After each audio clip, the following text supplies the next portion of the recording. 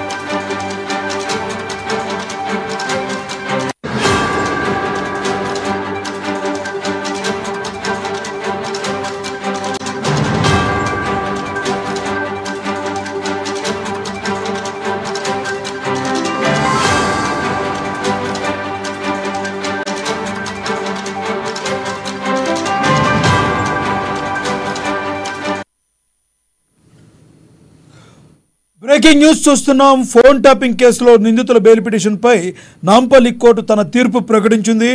నలుగురు నిందితులు bail petition కొట్టేసింది నాంపల్లి కోర్టు. పోలీసుల వాదనతో ఏకీభవించిన నాంపల్లి కోర్టు ప్రణీత్ రావు, భుజంగరావు, తిరుపతన్న బెయిల్ పిటిషన్ను కొట్టేసింది. కాగా రాధాకిషన్ రావు బెయిల్ పిటిషన్ ఈ నెల 29కి వాయిదా పడింది.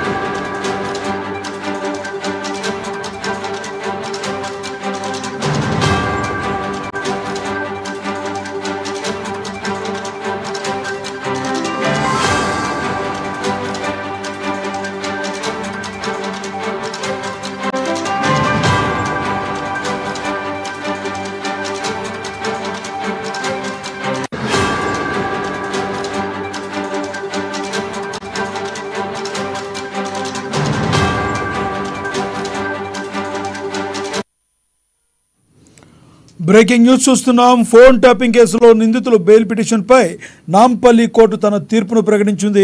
నలుగురు నిందితులు బెయిల్ పిటిషన్ కొట్టేసింది నాంపల్లి కోర్టు. పోలీసుల వాదంతో ఏకీభవించిన కోర్టు ప్రణీత్ రావు, భుజంగరావు, తిరుపతన్న బెయిల్ పిటిషన్ కొట్టేసింది. కాగా రాధాకిషన్ రావు బెయిల్ పిటిషన్ ఈ నెల 29కి వాయిదా పడింది.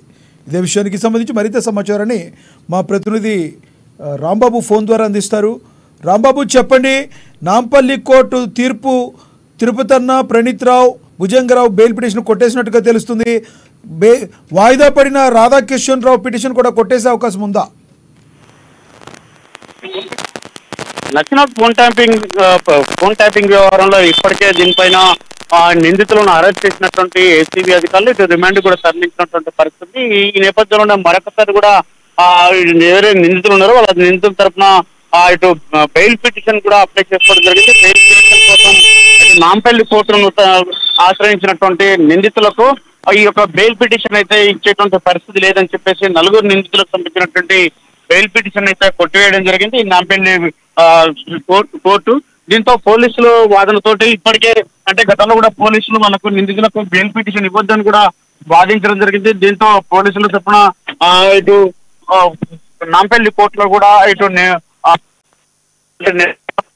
ఎవరైతే ఉన్నారో నిందితులకు ఎలాంటి బెయిల్ కూడా ఇవ్వద్దని చెప్పేసి అయితే కోరినటువంటి దాని మీద ఇటు బెయిల్ పిటిషన్ కూడా తిరస్కరించింది. మొత్తానికైతే నాంపల్లి కోర్టులో ఇటు నిందితులకైతే చుక్కెదురైంది. ఇటు పోలీసుల వాదంతో ఏకీవించినటువంటి నాంపల్లి కోర్టు నిందితులకు బెయిల్ అయితే మంజూరు చేయలేదు. ప్రణీత్ రావు, భుజంగరావు, తిరుపతన్నలకు సంబంధించినటువంటి ఈ యొక్క బెయిల్ పిటిషన్ అయితే తిరస్కరించింది. ఇటు రాధాకిషన్ బెయిల్ కూడా తిరస్కరించిన నేపథ్యంలో మరొకసారి కూడా వీళ్ళను అంటే రిమాండ్ కి తరలించడం, మరొకసారి విచారించేటువంటి అవకాశం ఉంది. దీని వెనకాల ఉన్నటువంటి పెద్దల యొక్క పాత్రను కూడా ఎవరెవరు ఉన్నారు దీంట్లో అని చెప్పేసి దానిపైన ఇప్పటికే ఇటు పోలీసులు, దానికి సంబంధించినటువంటి ఏసీబీ అధికారులు అయితే దీనిపైన ఇప్పటికే నిఘా వ్యవస్థ కూడా మొత్తం ఎవరెవరు దీనిపైన ఉన్నారు, దీని పాత్రదారులు, సూత్రధారులు ఎవరైనా దానిపైన సమాచారాన్ని అయితే రాబడతా ఉంది. త్వరలోనే దీనికి సంబంధించినటువంటి పూర్తి సమాచారంతో రాష్ట్ర ప్రభుత్వం కూడా ఎవరెవరు ఉన్నారని దానిపైన కూడా ఇప్పటికే సమాచారం సేకరించిన నేపథ్యంలో ఇటు పెద్దల ఆస్తులు ఉన్నారో వాళ్ళందరినీ కూడా చర్యలు తీసుకున్నటువంటి అవకాశం కనబడుతోంది. ఇప్పటికైతే ఈ నలుగురిని అయితే మరొకసారి కూడా రిమాండ్ కు తరలించేటువంటి అవకాశం ఉంది. Thank you Rambabu.